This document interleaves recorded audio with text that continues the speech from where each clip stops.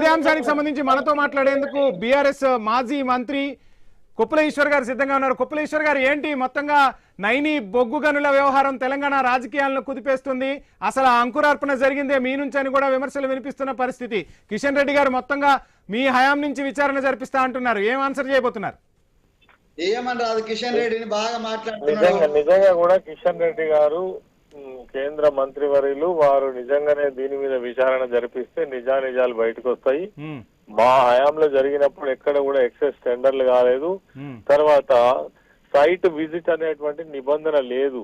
కాంగ్రెస్ ప్రభుత్వం అధికారంలోకి వచ్చిన తర్వాతనే కేవలం వాళ్ళకు సంబంధించినటువంటి బంధువులకు, వాళ్ళకు కావాల్సినటువంటి కంపెనీలకు ఈ కోల్ బ్లాక్స్ కట్టబెట్టడం కోసమే ఈ సైట్ విజిట్ అనేటువంటి నిబంధనను పెట్టడం వల్లనే వాళ్లకు ఇచ్చుకునేటువంటి అవకాశం వచ్చింది. మీరు చూడొచ్చు, అప్పటి నుంచి ఇప్పటిదాకా జరిగినటువంటి 7 టెండర్లు ఏవైతే ఉన్నాయో కోల్ బ్లాక్స్ సంబంధించినవి 7 నుంచి 10% ఎక్సెస్ టెండర్స్ మరి కోడ్ చేసి వాళ్ళు తీసుకోవడం జరిగింది. ఇదే సజీవ సాక్ష్యం చెప్పాల్సిన అవసరం.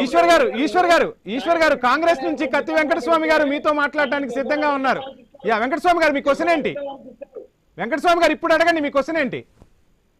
నేనేమంటానంటే సైట్ విద్య అనేటువంటి కొత్త నిబంధన వచ్చింది అనుకుందాము. సరే, శేష్ గారు చెప్పింది కదా, గతంలో ఇంకో దగ్గర వచ్చినా ఇంకో దగ్గర వచ్చింది. ఈ కొత్త నిబంధన పెట్టింది, అది కఠినమని కొందరు అంటున్నారు, లేకపోతే వాళ్ళకి ఇచ్చుకోవడానికి కొందరు అంటున్నారు. ఏదేమైనా నేనేమంటానంటే ఆ విజిట్ పెట్టిన తర్వాత ఆ నిబంధనకు సంబంధించి ఎవడు అప్లై చేసుకుంటే వానికి ఇస్తాడు. మా ఈ ముఖ్యమంత్రి అయిపోయిందా సబ్మిషన్? ఎవరు అప్లై చేసినా గానీ వాళ్ళు విజిట్ చేయొచ్చు అని చెప్తున్న పరిస్థితి. వెంకటస్వామి గారు ప్లీజ్ హోల్డ్. వెంకటస్వామి గారు ప్లీజ్ హోల్డ్. వెంకటస్వామి గారు ప్లీజ్ హోల్డ్. ఇది కోల్ ఇండియాలో ఉన్నటువంటి ఏ కోల్ సంస్థలోనైనా ఇటువంటి నిబంధన ఉన్నదా? ఒకటి, అసలు ఈ నిబంధన పెట్టాల్సిన అవసరం ఎందుకు వచ్చింది? ఈ నిబంధన పెట్టడం వల్ల ఆన్లైన్ లో టెండర్ ఎవరు వేయకుండా నిరోధించడం తప్పితే ఇంకేముంది?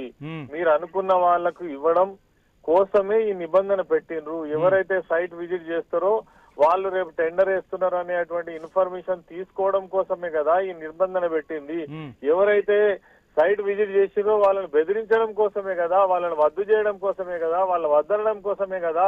సో మొత్తంగా బీఆర్ఎస్ ప్రజాక్షేత్రంలో పోరాటం చేయబోతుందా దీనికి సంబంధించి? 100% ఈ రోజు తెలంగాణ బొగ్గు గని కార్మిక సంఘం తరఫు నుంచి సింగరేణి ఏరియాలో ఉన్నటువంటి అన్ని డివిజన్ల పైన కూడా కార్మిక వర్గం ఈ రోజు ఈ నిరసన తెలియజేయడం జరిగింది. ఇందులో 100% కుంభకోణం జరిగింది. మేము డిమాండ్ చేస్తా ఉన్నాం, ఈ ప్రభుత్వానికి ఏమాత్రం చిత్తశుద్ధి ఉన్నా హైకోర్టు మరి సిట్టింగ్ జడ్జి తోటి గాని, సుప్రీం కోర్టు రిటైర్డ్ జడ్జి తోటి గాని దీనిపైన న్యాయ విచారణ జరిపినట్టయితే నిజాలు బయటికి వస్తాయి, దోషులు ఎవరో బయటికి వస్తుంది. మరి మా పైన అనవసరంగా బురద జల్లడం కాదు, జరిగిందని కప్పుపుచ్చుకోవడం కోసం మాట్లాడడం కాదు. గతంలో ఎన్నడూ ఇట్లా జరగలేదు. Right, thank you sir, thank you so much sir. So మొత్తంగా